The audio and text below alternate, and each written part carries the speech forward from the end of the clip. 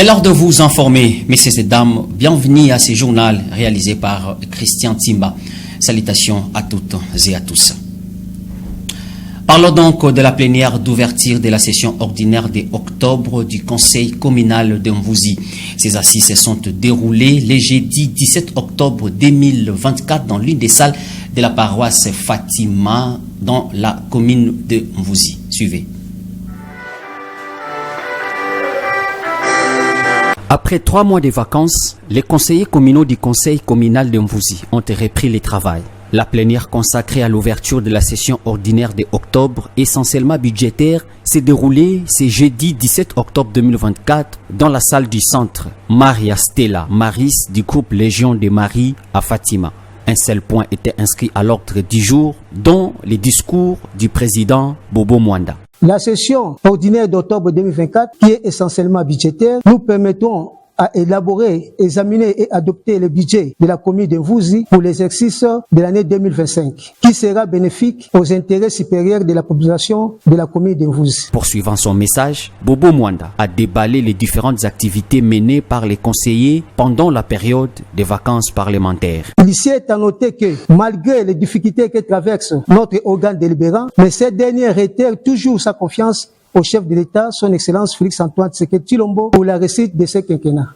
Cette période de vacances parlementaires a été productive pour nous. Plusieurs préoccupations ont été soulevées par les honorables conseillers communaux de Mvouzi, à savoir des embouteillages, les parkings illicites des motos, l'insalubrité, plus précisément au niveau des marchés voies d'où Mvouzi, l'insécurité persistante dans différents quartiers de la commune de Mvouzi, la pénurie d'eau dans certains quartiers de la commune, problématique des marchés publics par manque de bureaux administratifs, d'eau et toutes les toilettes publiques. Manque de bureaux administratifs pour certains quartiers tels que quartier Mongo et Mvouzi. Il a ensuite lancé un message vibrant aux dirigeants de sa commune. J'exhorte les membres du collège exécutif communal ainsi que les services publics locaux d'assurer la bonne santé de la population, suppression des marchés pirates, vulgarisation sur les codes de la route, les déchets récoltés et évacués au plus vite que possible.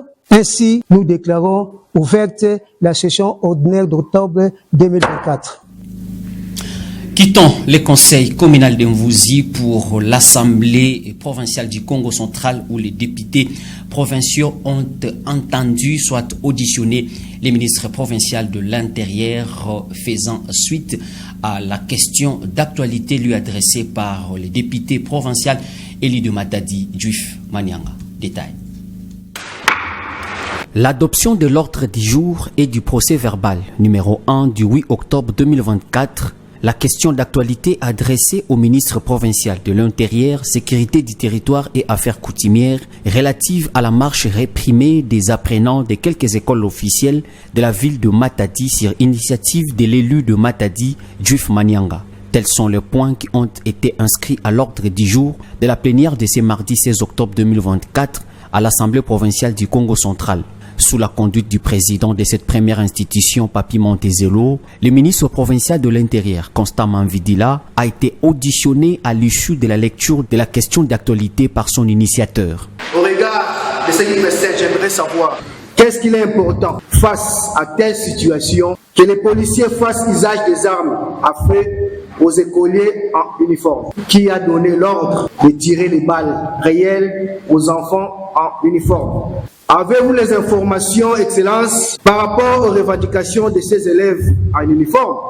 Et y a-t-il une main noire derrière ces manifestations qui endosserait les responsabilités de cet acte ignoble au cas où on constatait des morts, des blessés graves ou autres traumatismes auprès des victimes? Répondant aux questions de l'auteur de cette initiative parlementaire, Constant Manvidila a avant tout donné la genèse de cette marche qui a entraîné la condamnation à 5 ans de servitude pénale du policier qui a tiré à balles réelles. Est-ce qu'il y a une main noire derrière cette manifestation? La réponse paraît difficile de l'affirmer parce que la justice militaire a déjà rendu sa décision au premier décret en condamnant les prévenus Mapatikala à 5 ans de servitude pénale. À l'issue de son intervention, s'en est suivi la série des différentes interventions des députés provinciaux. Le ministre a sollicité 24 heures pour répondre par écrit sur demande du président aux questions des élus du peuple. Changeons donc de chapitre et parlons éducation dans ces journaux. La ministre d'État en charge de l'éducation, Raissa Malou, a présenté son programme quinquennal auprès du président de l'Assemblée nationale, Vital Kamerhe.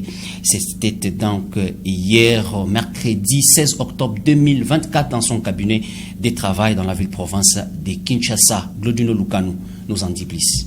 Quelques temps après la présentation du plan quinquennal de son ministère le mercredi 16 octobre 2024, la ministre d'État, ministre de l'Éducation nationale et Nouvelle Citoyenneté, Raissa Malou, a sollicité auprès du président de l'Assemblée nationale, Vital Kamerhe, l'appui de la plénière pour revoir à la hausse les crédits alloués au secteur de l'éducation. Cette démarche vise à améliorer les conditions sociales des enseignants en RDC. Comme le budget va être débattu au niveau de l'Assemblée, c'était pour plaider pour que le budget pour le ministère de l'Éducation nationale et Nouvelle Citoyenneté, dans sa partie de rémunération, puisse justement avoir quelques efforts, qu'il y ait peu de coupes, que l'on nous donne plus de ressources, de manière à ce que nous améliorons les conditions des enseignants. J'ai eu l'occasion de lui présenter le plan quinquennal du ministère de l'Éducation nationale et Nouvelle Citoyenneté, qui se base sur le plan d'action du gouvernement.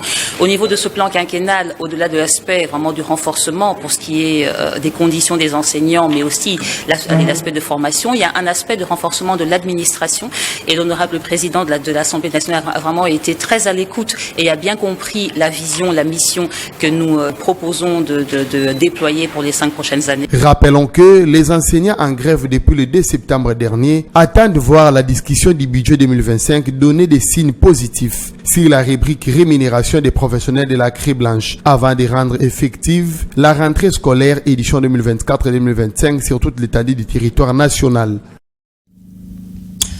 Que se passe-t-il réellement entre le magistrat et le ministre d'État en charge de la justice, Constant Mutamba? Apparemment, les attaques s'intensifient. Suivez. La guerre continue entre les conseils supérieurs de la magistrature et le ministre d'État en charge de la justice, Constant Mutamba, en présence du président de la République, Félix-Antoine Tshisekedi Tshilombo, lors de la plénière consacrée à la rentrée judiciaire à la Cour de cassation le mardi 15 octobre dernier au Palais du Peuple. Le premier président de cette Cour a dénoncé les discours qu'il qualifie de populistes qui vilipendent le magistrat tout en reconnaissant qu'il y a dans leurs rangs certaines antivaleurs. De survoler un petit aspect de la problématique de l'atteinte au principe constitutionnel de la présomption d'innocence à l'ère de nouvelles technologies de l'information et de la communication, où le tribunal du net fonctionne en plein régime, car il suffit d'être soupçonné d'un quelconque fait apparemment répréhensible pour déjà être condamné par la voie des réseaux sociaux en violation de tous les droits de la défense. Pareille dérive étant un déni de démocratie et de droits garantis à chaque citoyen. Puis-je noter à ce stade que les magistrats que nous sommes avons également besoin d'être couverts par cette présomption d'innocence par rapport au discours populiste qui nous vilipendent à la longueur des journées, même s'il est évident que dans nos rangs, il y a certainement des antivaleurs. Les membres de nos familles, surtout nos enfants, ceux dont les parents sont honnêtes et justes, traînent la honte d'être pointés de doigts ou de lèvres comme descendants des antivaleurs, alors que nous luttons avec eux pour accompagner votre haute autorité dans la lutte contre cette peste de corruption. 24 heures plus tard, le ministre d'État, Constant Mutamba, a réagi. En causerie morale avec les agents de ses services, ces membres du gouvernement souminois a promis de ne pas lâcher avec les réformes tant qu'il a le soutien du président de la République, Félix-Antoine Tshisekedi Tshilombo. La justice ne veut pas dire magistrature. C'est la confusion qu'on a entretenue pendant des années. Tous ceux qui crient au populisme, au discours populiste, mais ne disent pas quelle est la loi que le ministre a violée. Parce que nous faisons tout conformément à la loi. C'est plutôt eux qui doivent respecter la loi. Parce que nul n'est au-dessus de la loi. Le régime des plus forts est passé. Et lorsque c'est un jeune qui doit commencer à leur administrer des leçons de la moralité, il y a un problème. De l'éthique, il y a un problème. Tant que le magistrat suprême ne me donnera pas des instructions contraires, je ne régulerai pas. Dans la page internationale, Kamala Harris, qui tente de séduire les électeurs républicains les plus indécis, a donné une interview sur Fox News, la chaîne préférée des conservateurs américains. Suivez. Kamala Harris serrant les mains de républicains avant d'entrer sur scène, l'image a de quoi surprendre. En Pennsylvanie, État déterminant pour obtenir les clés de la Maison-Blanche, la vice-présidente mène une campagne acharnée. 2 visites en 1 semaine, mais cette fois-ci accompagnée d'une centaine de dirigeants républicains hostiles à Donald Trump pour la soutenir. Donald Trump est de plus en plus instable et déséquilibré. Aux citoyens de la Pennsylvanie et de notre pays, défendons ensemble l'état de droit, pour nos idéaux démocratiques et pour la Constitution des États-Unis. Nous devons placer notre pays avant notre parti. Et comme vous, je donne la priorité à mon pays. La Pennsylvanie avait voté Trump en 2016, Biden en 2020. Le 5e État le plus peuplé du pays donnera 19 grands électeurs au vainqueur. Et à 3 semaines de l'élection présidentielle, les 2 candidats sont toujours au coude à coude. Alors la démocrate met les bouchées doubles. Pour sa première interview sur la chaîne de télévision conservatrice Fox News, la candidate tente de séduire les électeurs républicains les plus indécis. Nous avons un système d'immigration cassé qui a besoin d'être réparé. Et annonce une politique de rupture avec l'actuel président. Ma présidence ne sera pas la continuation de celle de Joe Biden. Comme chaque nouveau dirigeant qui entre en fonction, j'apporterai mon vécu, mes expériences professionnelles et des nouvelles idées. Je représenterai une nouvelle génération de dirigeants.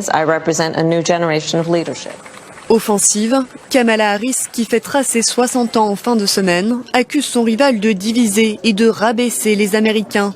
Selon un dernier sondage publié mercredi, la démocrate recueillerait 49% des intentions de vote, contre 47% pour Donald Trump. Je vous annonce la fin de cette édition du journal, messieurs et dames. Merci de votre attention soutenue et surtout bonne suite de nos programmes. Au revoir.